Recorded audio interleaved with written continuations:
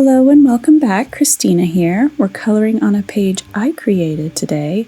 I'll be using some Copic markers and Cali Art markers, as well as my colorless blender and a white gel pen. It really doesn't matter what brand of markers you're using as long as they're alcohol and not water-based. I also like to put a piece of cardstock under the paper I'm coloring because they will bleed. We're starting here with the corduroy effect. Now, if you're familiar with alcohol markers, one of the biggest things is to try to prevent streaks when you're coloring. But with the corduroy effect, we're actually embracing streaks, and you'll see how in a minute. So we're starting off with stripes, and they're about 2 to 3 stripe widths apart, and you don't want them to touch because we're going to slightly overlap them in the future. And the trick here is to let all of these stripes dry before going in and adding more stripes. While they are drying, we'll go ahead and start the knit effect over here on this dress. And you see here, I'm trying to avoid streaks by slowly going from side to side, painting in the base layer of color.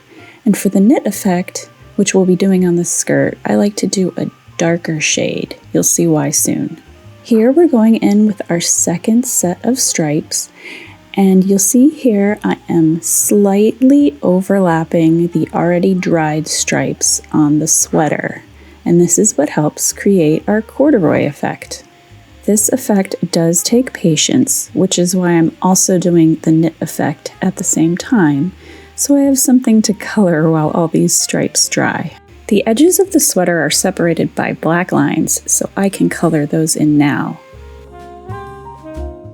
Let's grab our colorless blender and start the knit effect. This one's really easy. We're just making separated V shapes down the center of the skirt.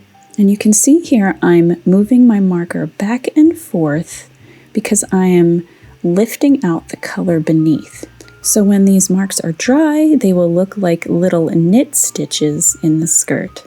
I'm really not sure why they call this marker the blender because it doesn't really blend at all. It's just a marker full of alcohol.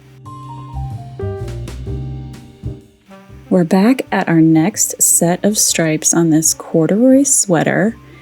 And again, we're just slightly overlapping the already dried lines. See, this technique does take a while, but it's also really easy.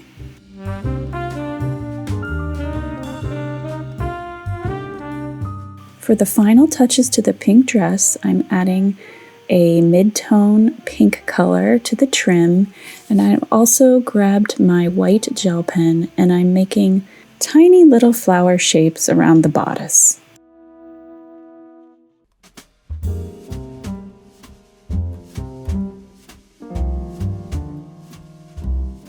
We're back at our final set of corduroy stripes to complete the effect. And for an added bit of texture, I'm adding little colorless blender dots on the trim of the sweater. Here is the effect on another example. I did corduroy overalls for this girl. This is from the Girl Moments coloring book by Coco Wyo. And I also did the knit effect on this sweater for this girl in the same book. If you're interested, I recorded myself doing these on TikTok, and I'll link it down below. The next effects are probably my favorite. We've got the glitter effect and a tartan effect. I'm starting here on this dress with a very light violet color, and this dress will end up being purple glitter. While the base layer is drying, I will start the base layer of this overcoat, which will be a tartan pattern. It's another very easy effect because it's basically just stripes drawn horizontally and vertically across the object.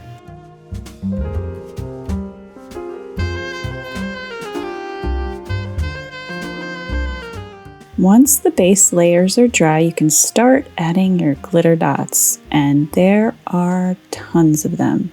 It's up to you how many sequins you want on this dress. In my mind, this dress is flowy and a little see-through, and the concentration of glitter is at the bottom and in the middle, but you can put them all over if you'd like. I'm filling in the buckle of the trench coat as well as the hardware, and then I'm starting on my stripes. I want mine to be somewhat thick because after I'm done with the stripes, I'll be adding a line of white over top. You can see here this is real time and how slow I actually go, but now it's sped up to twice as fast as I normally go, just for the sake of keeping this video short.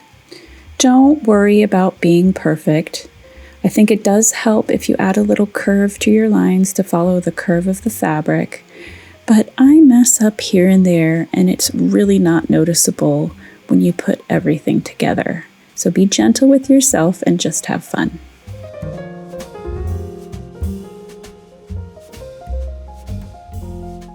I'm on my second layer of glitter or sequins, and I think I do 4 different shades of purple.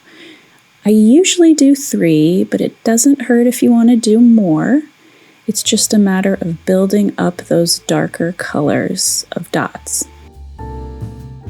And if you want to make the stripes on the coat a bit easier, go ahead and rotate your page.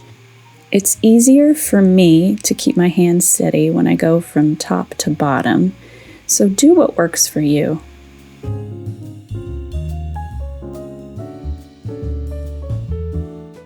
This design will work in a variety of shades of colors, so don't be shy in picking the colors you like. I personally prefer some lighter colors as the base layer, but go ahead and experiment. And since I'm sharing this coloring page with you, it's a digital download and you can print it out and practice as many times as you like.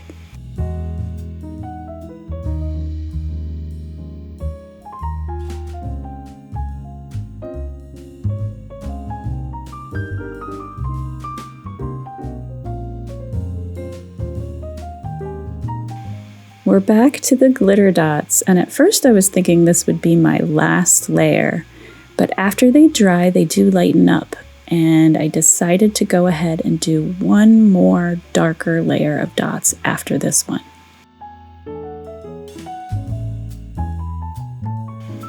Here is the final layer, but honestly, the magic doesn't really happen until you get your gel pen out and add the highlights.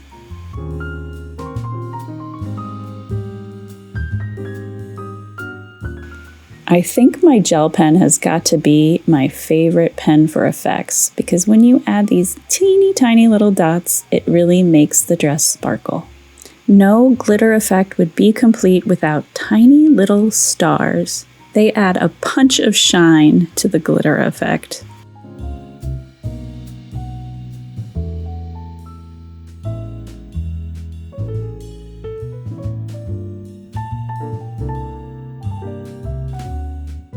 Last but not least, I'm adding a thin line down the center of each stripe of the trench coat.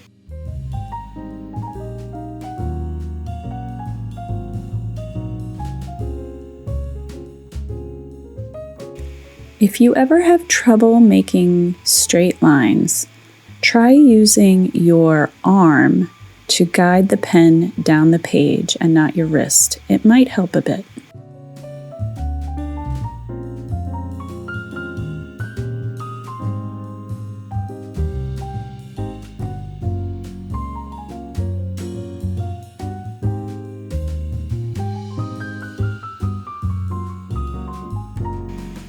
Finally, I'm finishing the dress by adding some color to the bottom layer of fabric. I don't know about you, but I love coloring clothing, and I haven't found a lot of books with a lot of things to color, and that's why I made this page. I hope you had fun coloring with me, and I hope you can use these techniques on your other pages as well. Here's a closer look at the details, and in a minute I'll show you some other examples of the same types of effects.